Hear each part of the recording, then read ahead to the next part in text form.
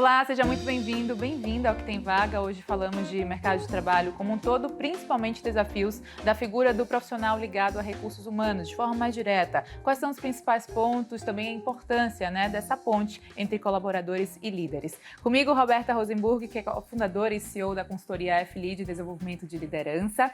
Seja muito bem-vinda. Muito obrigada, Helene. É um grande prazer estar aqui com vocês, estar aqui com você, te conhecer pessoalmente. Eu acho que foi incrível esses 2 minutinhos que a gente já conversou antes de começar o programa. É uma grande honra estar aqui podendo dividir um pouquinho da minha experiência com você e com o público. Obrigada, eu que agradeço, digo mesmo, da sua presença aqui conosco. Roberta, mais um ano se inicia e temos diversos setores com diversos desafios, né? Cada um com sua área ali, com seu tema específico. Falando de recursos humanos, o profissional nessa área, que é tão importante no recrutamento, na seleção, quais são os principais pontos que você traz para nós com relação a esses desafios do RH? Olha, a gente pode dividir em 2 âmbitos aqui, né? O desafio do RH mais estratégico. Eu acho que hoje há uma movimentação das empresas de que o RH seja mais estratégico. O que significa isso? Significa que ele precisa participar da estratégia do negócio, né? Entender o business em si, não olhar somente para ações específicas de desenvolvimento de pessoas. Então, eu acho que o mercado ele vem trabalhando para desenvolver esse profissional.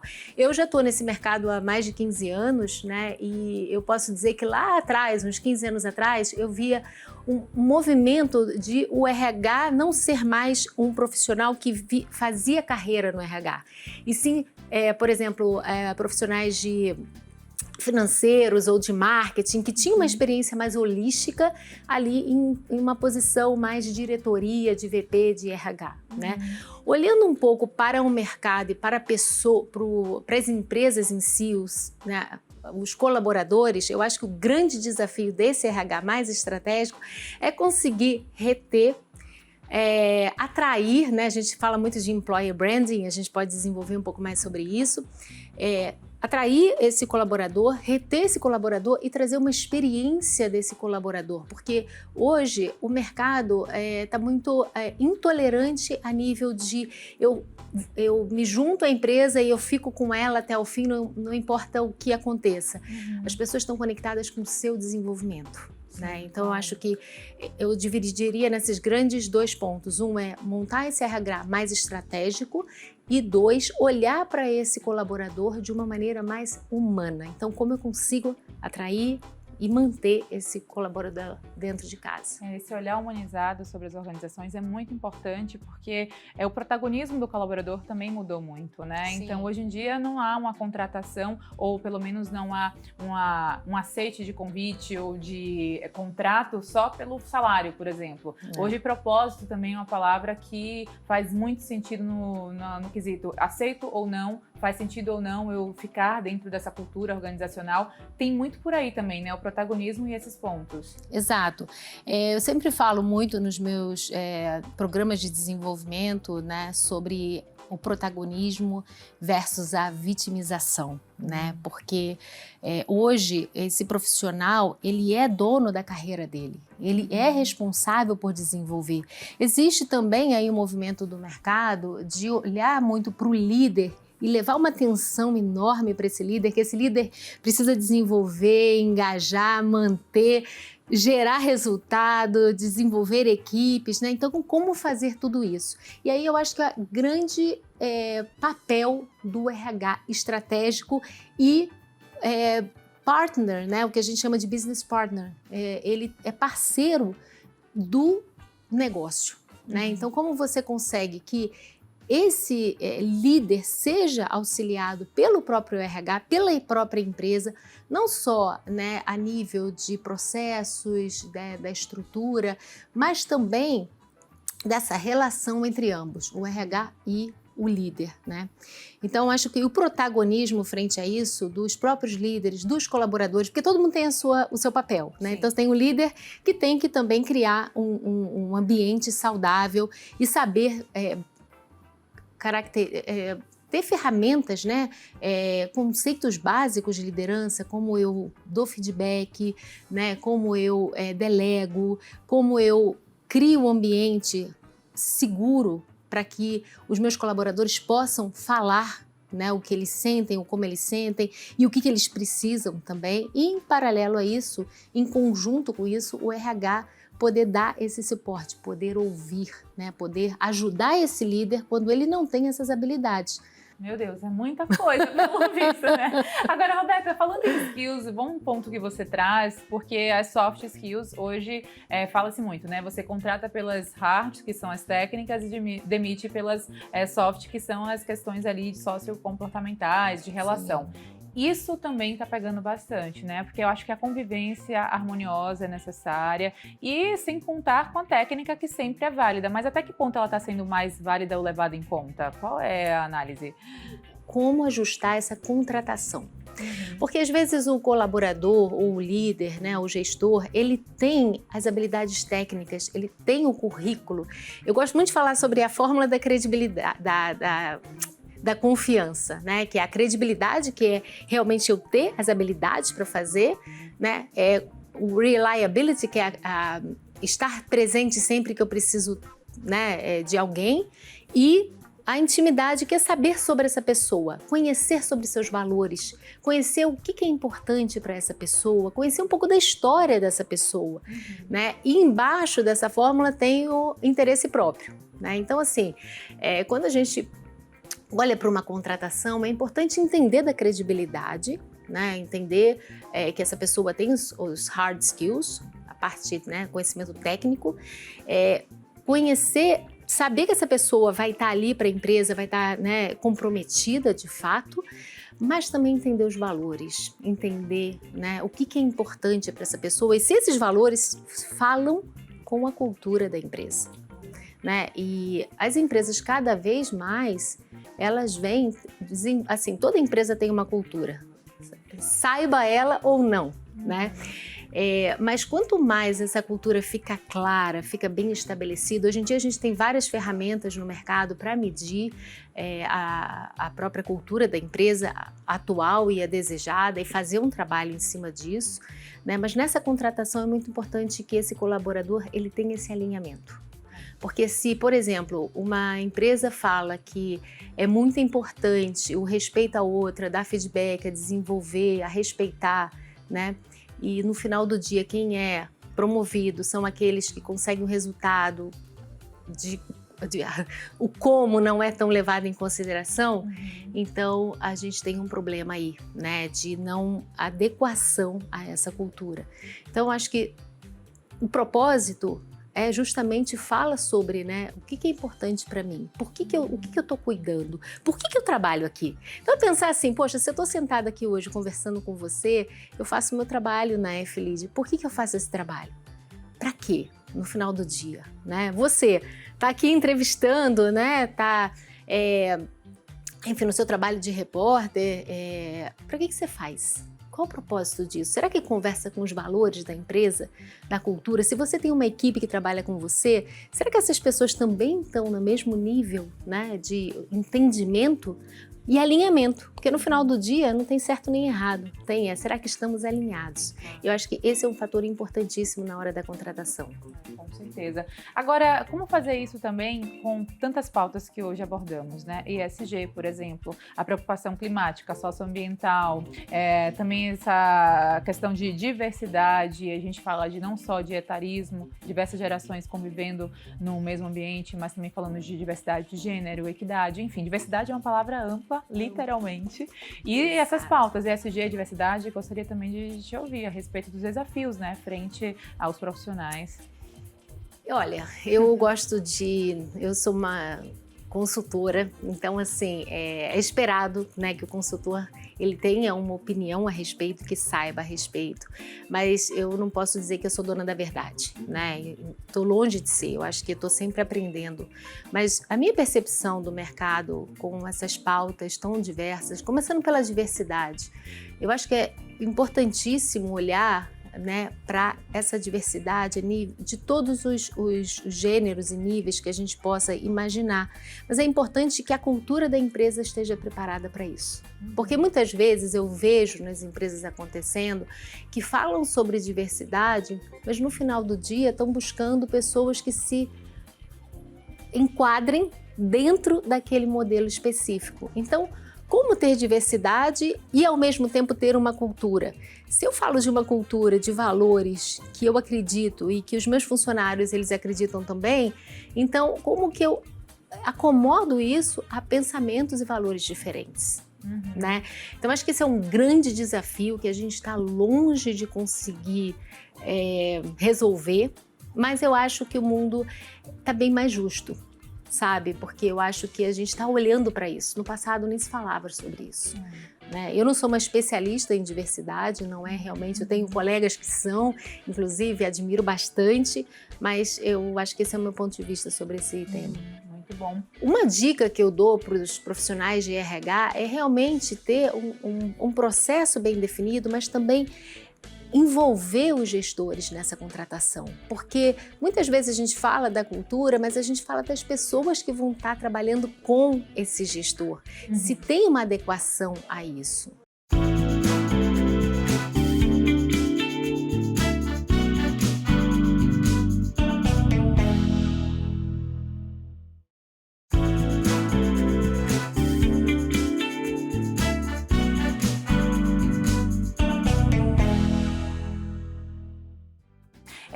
Formato de trabalho. A pandemia trouxe o online, digitalização, uma aceleração dessa tecnologia, né, do uso dela também, que hoje a gente já não vive sem, digamos assim, né? Inclusive, formato de trabalho também, eu acho que o híbrido, presencial, online, essa mescla, veio para ficar, de certa forma, pelo menos é o que eu enxergo, que eu ouço de muitos especialistas que vêm por aqui.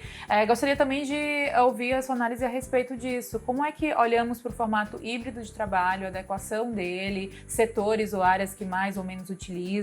Qual é o panorama, Roberta? Olha, o trabalho híbrido, ele, na minha percepção, ele veio para ficar. Talvez não como a gente esperou pós-pandemia. Se falava muito do momento durante a pandemia, o que será a pós-pandemia?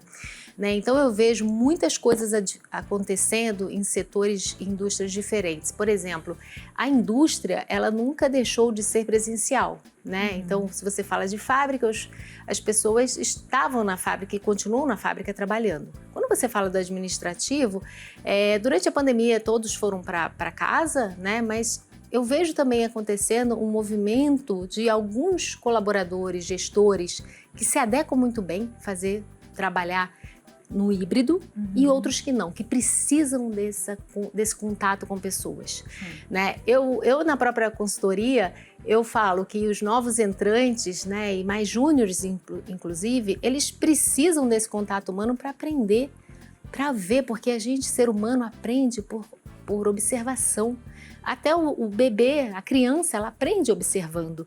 Então, eu acho que o mercado tem esse modelo híbrido, ele está implementando, eu acho que isso vem para ficar, mas a gente ainda também está longe de saber exatamente como, né? E que acabam indo um pouco para o presencial, e aí a gente tem o modelo híbrido, né? Quando eles realmente se juntam para ter esse alinhamento.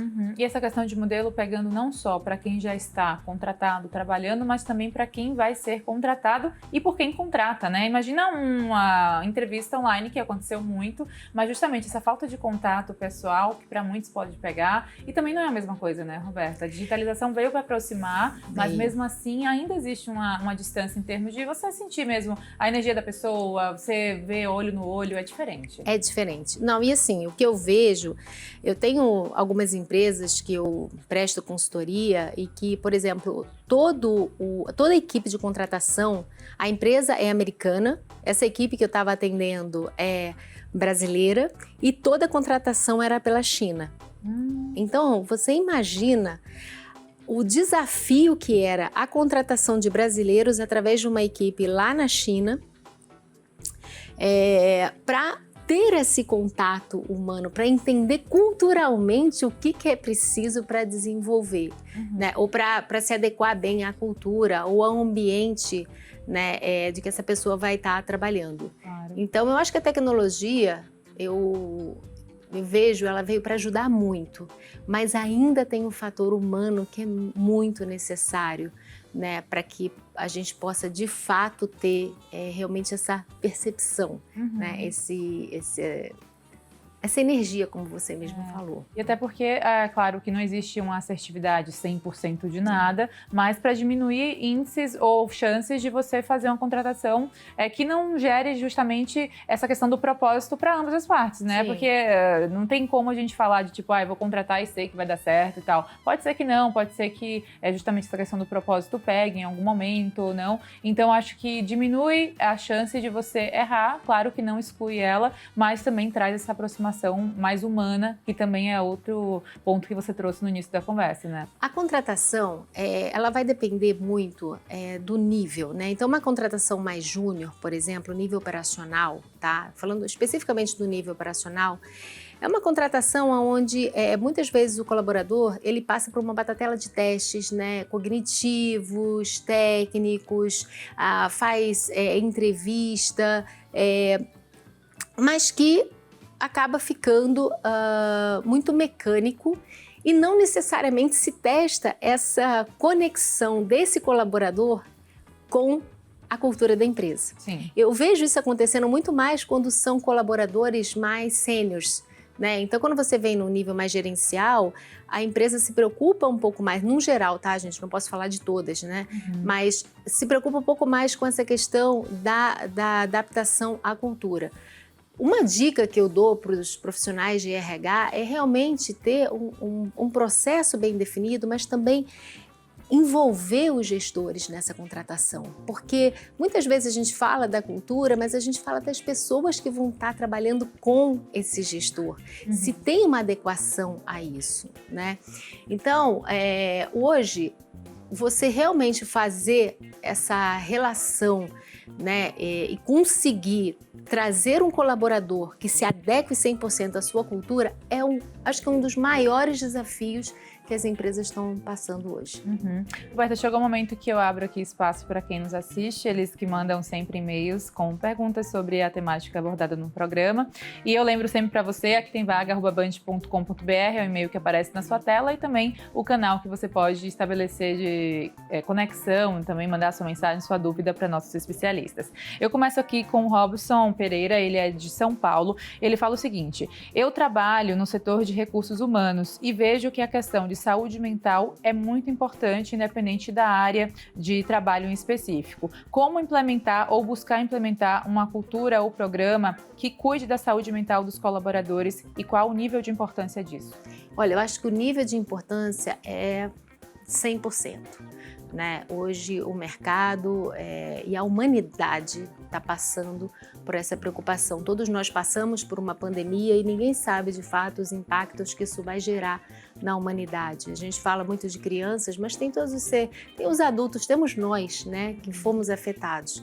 Então, o que eu vejo muito acontecendo, implementando, a gente até na EFLID também tem esses programas, que é estabelecer um canal de comunicação desse colaborador, criar um ambiente seguro para que ele possa se sentir confortável em falar sobre como ele se sente trabalhando na empresa. Quais são os desafios que ele tem, como ele está mentalmente, né, os sentimentos, falar de emoções. E eu acho que isso, né, se a gente fala de cultura, a gente pode dizer, poxa, será que a empresa que eu trabalho, ela tem esse canal para falar sobre como eu me sinto? Porque até alguns anos atrás, sentimento era algo muito longe, né, do mercado de trabalho. A gente não falava, só falava no racional. Então, eu acho que o canal, para ele ser criado, ele tem que começar com a cultura. As pessoas precisam saber que é ok falar sobre sentimentos, né? Elas precisam também estar preparadas para isso.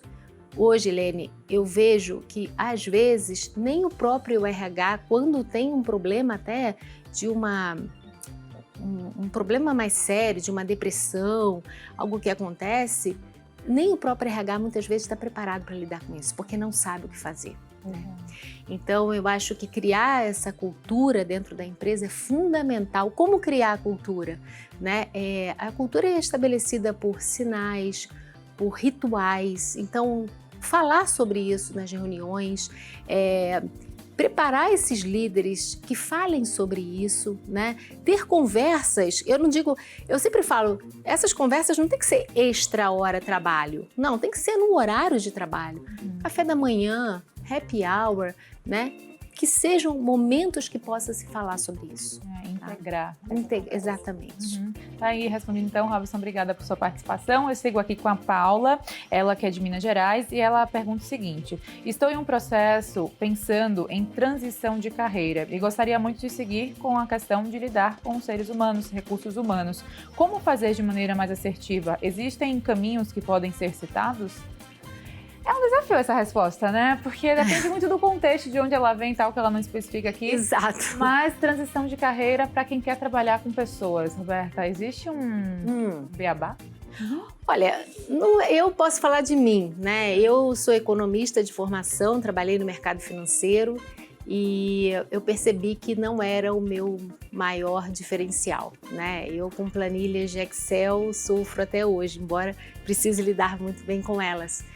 Então, eu acho que o melhor caminho é você se conectar com o seu coração, entender o que você faz de melhor. Eu sempre falo isso para os meus clientes, né? Entender qual é o seu diferencial.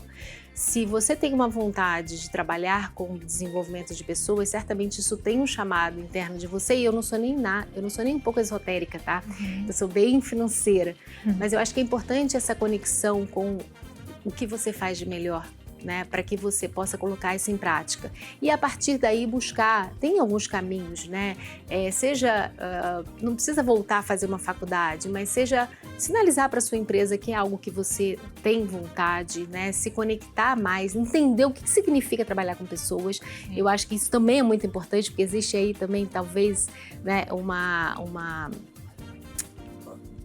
interpretação, né, que talvez não seja, possa ser errônea ou não, mas validar um pouco sobre essa vontade, entender, né, o que significa isso. E aí, sim, você pode, se você já trabalha numa empresa, conversar com recursos humanos para entender a possibilidade de estar trabalhando mais de perto.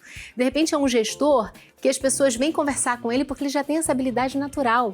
E não necessariamente ele vai precisar trabalhar com pessoas, mas ele no trabalho dele já pode fazer um grande diferencial desenvolvendo essas pessoas. Então, como você mesmo falou, Helene, é uma pergunta difícil de se responder porque eu não sei exatamente o contexto que tem essa pessoa. Mas, respondendo também, não tem um beabá, né, para como chegar lá. E, aliás, eu acho que isso não tem mais para nenhuma carreira. É verdade, né? Eu acho que o ser humano, ele se desenvolve, né, ele vai... eu tenho um podcast, né, que eu tenho vários entrevistados que contam um pouco pra gente sobre a sua história, da sua carreira. E eu sempre pergunto, você quando fez a faculdade, você sabia o que você queria? Você sabia que você ia chegar como diretor de TI, por exemplo? E invariavelmente as pessoas falam não, né? Isso foi acontecendo naturalmente na minha carreira. Um ou outro dizia, não, eu de pequeno sabia que eu queria trabalhar com tecnologia, mas enfim... Tudo é mutável, né? Tudo é mutável. Nada é fixo e as coisas se transformam e vão se adequando e vão criando seus próprios caminhos, né, Roberta? Exato. Respondida então a sua questão, muito obrigada por compartilhar aqui suas dúvidas com a gente. Aqui tem vaga@band.com.br, é o e-mail onde eu espero a sua interação sempre. Roberta, a gente está quase chegando ao final do programa, mas antes, dicas que você poderia compartilhar aqui, inclusive qual é o nome do podcast, que eu fiquei curiosa. É o Leadcast, o podcast da F-Lead. Já fica uma dica, a primeira Legal. De outras que eu vou te ouvir agora. Sim, com certeza. Eu acho que, bom, o podcast é uma boa dica porque a gente está pegando, assim, trazendo, né, convidando pessoas do mercado. Eu hoje, inclusive, convidei uma gestora, né, que os primeiros episódios vieram com os diretores, VPs, que foram meus clientes e que compartilharam a história, e hoje eu convidei uma gerente. E ela me perguntou, mas por que eu? Né? Poxa, você só tem no seu podcast diretores e VPs? Eu respondi para ela assim, exatamente porque você me fez essa pergunta, por que eu? Né? Porque essa humildade e ao mesmo tempo a garra que essa pessoa tem. Então uma dica que eu deixo para as pessoas, eu como coach, como desenvolvedora de pessoas, é que acreditem e se conectem com o seu potencial. Todo mundo tem um potencial, todo mundo faz algo muito bem. E o curioso, Lene, é que as pessoas invalidam isso, ou não se dão conta, porque quando você faz uma coisa muito bem, nossa sociedade nos cria para olhar para aquilo que a gente não faz bem e para desenvolver aquilo que a gente não tem tão bem desenvolvido. Né? Na minha história, por exemplo, eu com a parte financeira, eu achava que valor era ser uma excelente financeira. E eu não me dava conta que o meu diferencial era me conectar com pessoas. O dia que eu me dei conta disso, a minha carreira voou. Então eu acho que essa é a dica que eu deixo para as pessoas: se conectem com o seu potencial, valorizem aquilo que você faz bem. Sabe aquilo que você nem para pensar? E aí você faz e você brilha e as pessoas te admiram por isso? Isso é se conectar com a sua fortaleza. Olha, ótima finalização aqui conosco. Muito obrigada por sua participação, Roberta. Bom trabalho sempre e até a próxima, viu? Obrigada a você, Helene. Foi um prazer. Muito obrigada a todos também. Obrigada. E obrigada também a você que nos acompanha aí do outro lado. Lembro sempre que pela plataforma digital é possível acompanhar o Que Tem Vaga, além daqui da sua tela. YouTube Band Jornalismo, um podcast Aqui Tem Vaga na sua plataforma de áudio utilizada. Até o próximo programa.